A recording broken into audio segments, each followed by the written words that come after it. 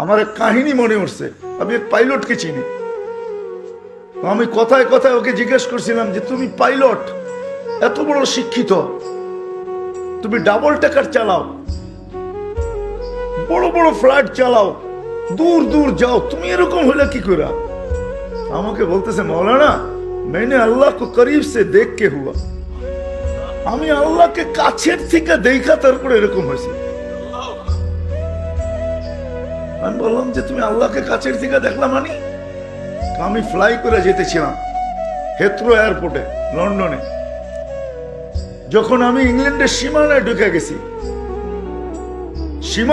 গেছি, হেথ্রোতে আমি ল্যান্ডিং করব, সীমানায় যখন ঢুকে গেছি তো আমি বটনে পুশ করে চেকিং করে, এর আগে চেক করে যে সবকিছু ওকে আছে কিনা। তো আমি বটন চেক করতে যাই, দেখি আমার চাক্কা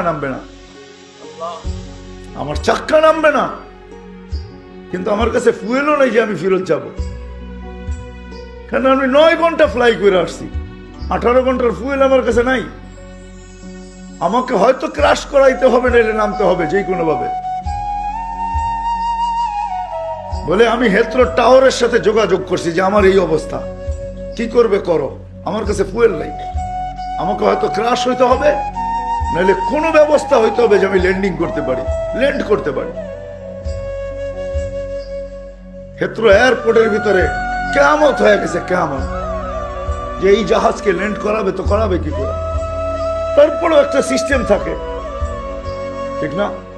কিন্তু বলে ওই সময় যখন আমি ল্যান্ড করতেছি প্রসেসিং এর মাধ্যমে, তখন আমার হঠাৎ মনে উঠছে আমি না মুসলমান।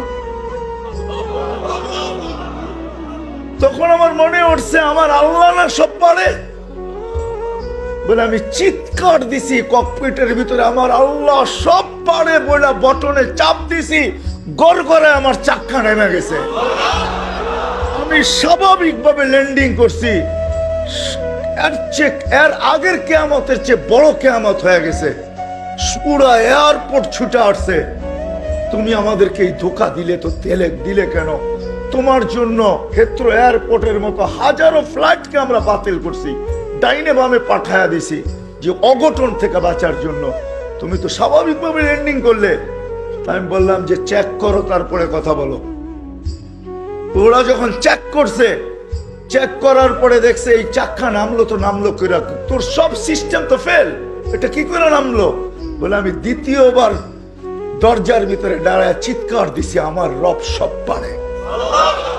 তখন আমি এয়ারলাইন্সের মালিককে, এয়ারলাইন্স চালাদেরকে চাবি বুঝাইয়া দিছি, লাও তোমাদের চাবি, 4 মাস পরে চাবি আমি হাতে নিব, যদি দেও, এর আগে নিব না। আমি এইখান থেকে চললাম, কেন আমি মালিককে কাছের থেকে দেখা ফেলছি। সত্য এটাই, আমি আপনাদেরকে এই সন্ধানে দিতেছি, সত্য এটাই।